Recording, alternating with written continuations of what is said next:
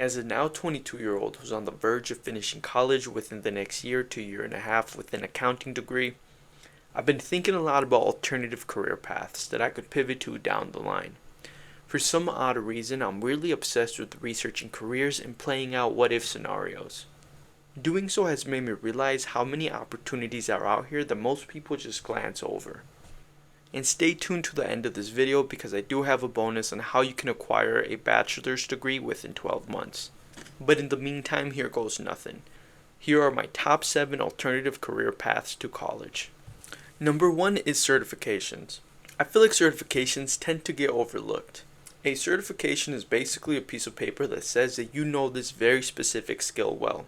And I personally think certifications are what college diplomas were supposed to be, before they started throwing in all this random general education fluff with the primary goal of making you pay more for the degree itself. But let's be real, you've probably heard of the most common ones such as CompTIA A+, CNA, CDL, real estate license, forklift driver, and so on.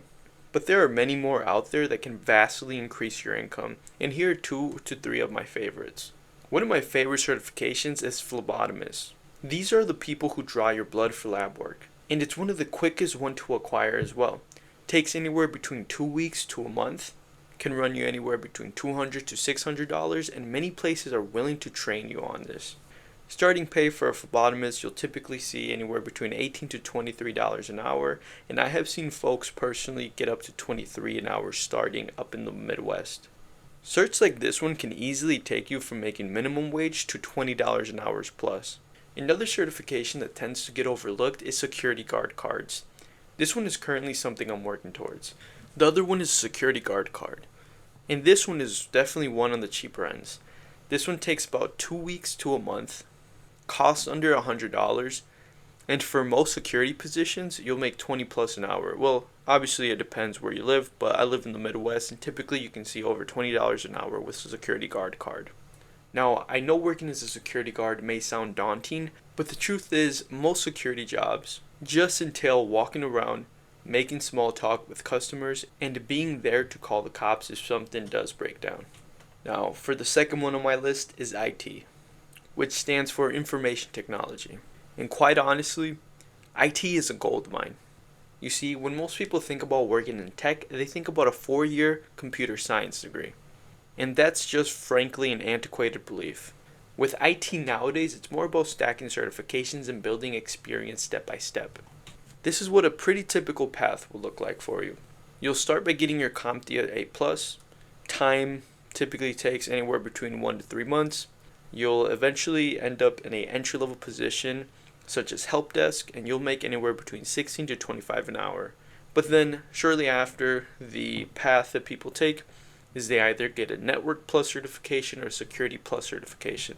And these take between 3 to 5 months. And typically when people work on these, they do it at their entry-level IT position. And then if you do acquire one of these certifications, then you can work jobs such as network support, junior security analyst, and so on. And pay range here typically is $25 to $35 an hour. Then from what I've seen and studied, it looks like the next leg up from this point would be to specialize in a specific thing, rather that be cloud security, cybersecurity, Linux, DevOps, etc. And you'll be studying some specific skill for about 1 to 2 years, and this is where people make $60,000 to $120,000. And it's not uncommon to bump into people making respectable amount of money through work in IT roles. Many can break into that high 6-figure range. I personally have a Google IT certification just to bump up my resume a bit. Now, for the third one, that is the trades. I think as a society, we've come to the consensus that trades are truly the backbone of the country. Unfortunately, these hard-working folks aren't as respected as a doctor, but they definitely provide just as much value, or in my opinion, far greater value. When I was working as a door-to-door salesman, I noticed people living in dream homes, typically having businesses in trades such as roofing, HVAC, electricity, plumbers, and so on. And trades typically entail a handful of different skills. To get a good grasp of what trades are, here's how I'd break it down through categories. You've got the first category, which is, in my opinion, the most popular. That is construction plus electrical. You can be a construction laborer, typically making $30 an hour plus. If you work for a union in the Midwest, then you can become an electrician, and that's an apprenticeship of about 4 to 5 years. And cool thing about this apprenticeship, like most apprenticeships, is that they're paid, and you can make up to 90,000 plus while you're still an apprenticeship through side work. Then you've got carpenter, and from what I understand, for carpenter, it takes anywhere between 6 to 12 months to get certified. Then you got HVAC tech, another 6 to 12 months training. Then you got HVAC tech, another 6 to 12 months training, makes anywhere between 50 to 75,000. And then you got one of the most underrated one, in my opinion, which is being a heavy equipment operator.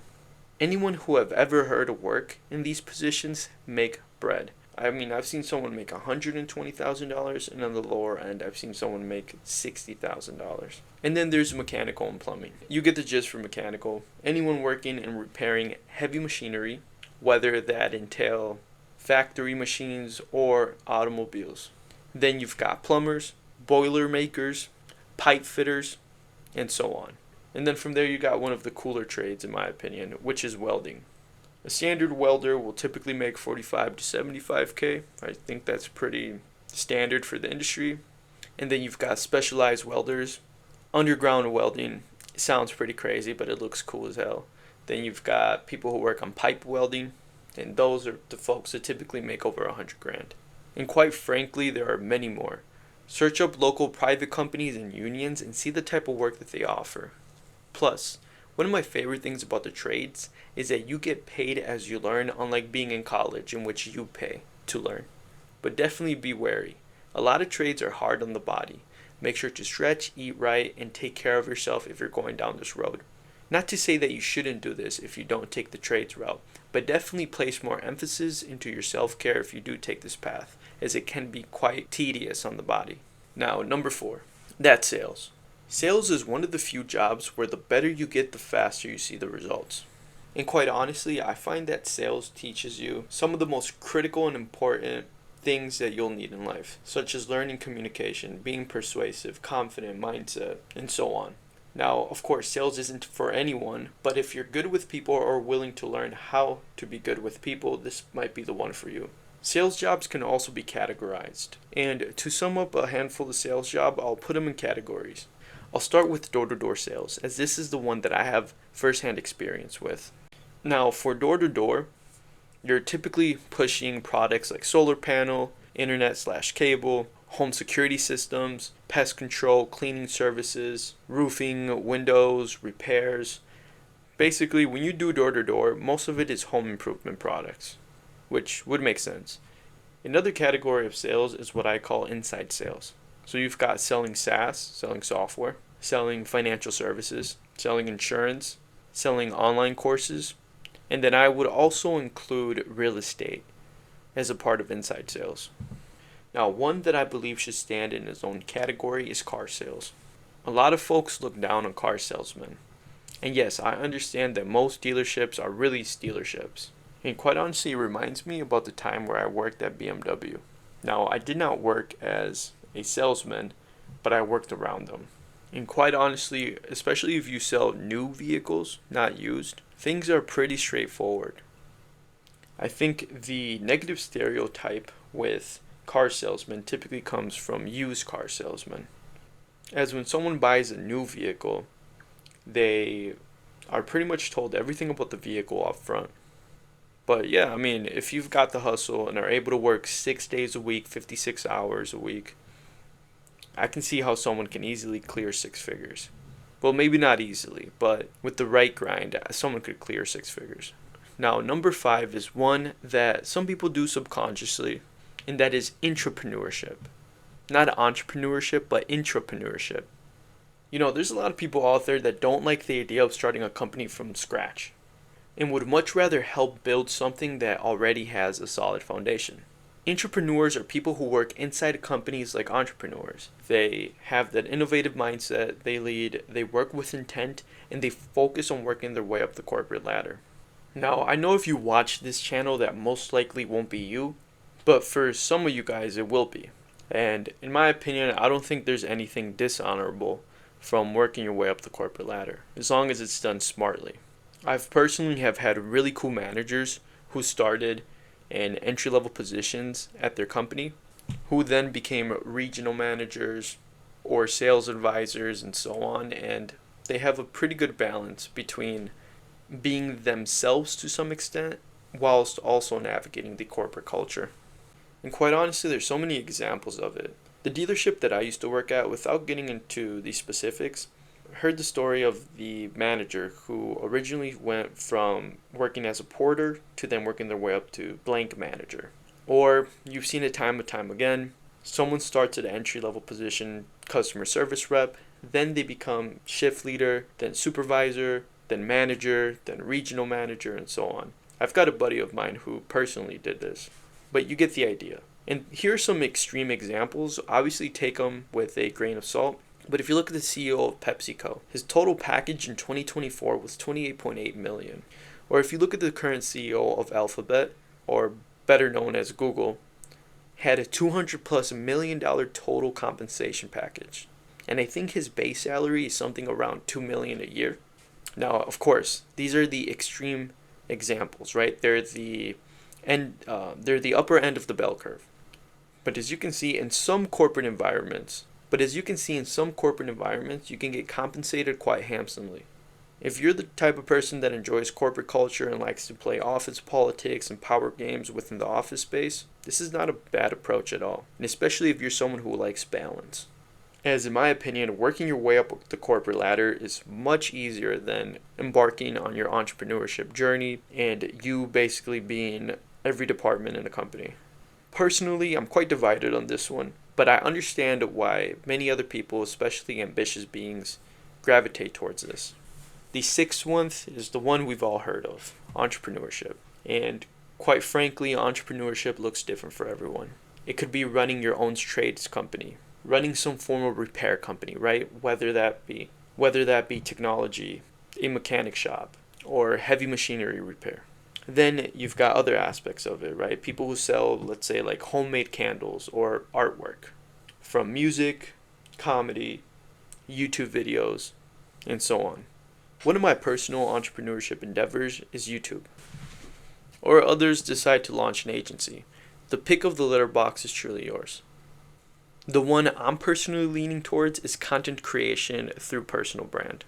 It's something I truly enjoy, and I think it complements my strengths quite well. Now, if you like Elon or not, I don't care. But I think he has one of the best quotes on what entrepreneurship is. I think his quote is something along the lines of, you get paid in direct proportion of the difficulty of the problems that you can solve. And if you apply that to most areas, you can grasp an idea of how much you can expect to make. For example, making content most likely means I won't make as much as someone who runs a big time software company.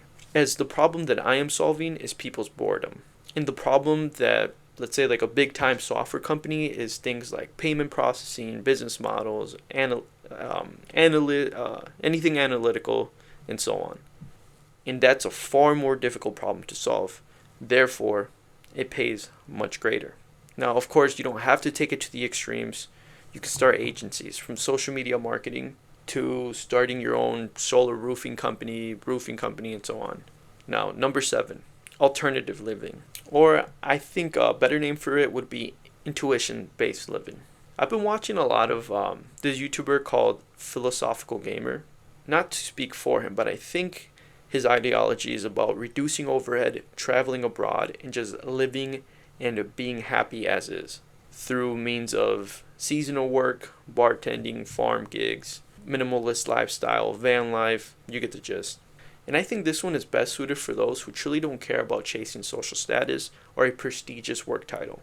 I know guys who bounce from gig to gig, picking up seasonal work while traveling, and they're generally happy. Much happier than big city folks. As a kid, I always dreamed about living in a van and traveling the country, which is why I'm planting seeds now through content creation that will eventually allow me to live that type of lifestyle. Now, for the good part, right? For the folks that do decide to get a college degree. I think if you're able to get into an Ivy League school, Ivy Leagues are seen by society as prestigious, and the name alone can get you into certain doors.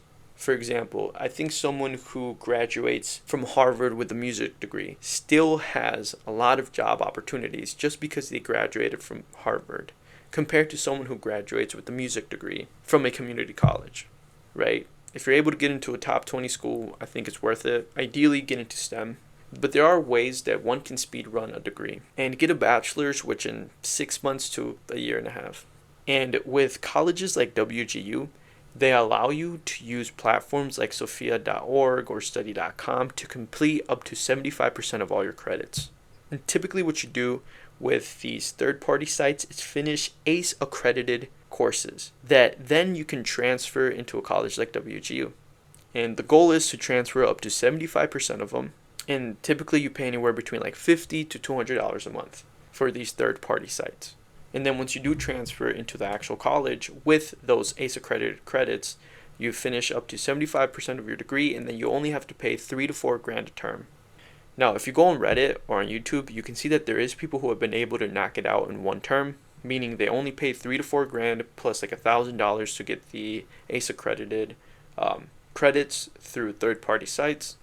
Now, of course, getting it done in just one term is more in the extreme end, but you can expect to get it done within 2 to 3, which is still a huge time saver. Rather than getting it done in 4 years, you can get it done in a year and a half. And then boom, right? Within a year and a half, you've got a real degree, 1/4 of the cost, self-pays, and if you're able to pay out of pocket, you've got no debt. And that's also for the folks that don't care about a prestigious title or the title of the school. Just be cognizant of the degree that you pick, right? As a degree from a prestigious school in finance will always outdo one from WGU, but there are careers such as IT, accounting, business management, these type of degrees that the name of the school really doesn't matter. And if you made it all the way to the end without getting bored, I appreciate it. I plan to continue to post weekly. My PC was broken for the last couple weeks and I had no warranty. I've now got a new PC, which means I'm back to posting on my weekly schedule. And I've also recently started streaming on Twitch, which is Ivan PTV.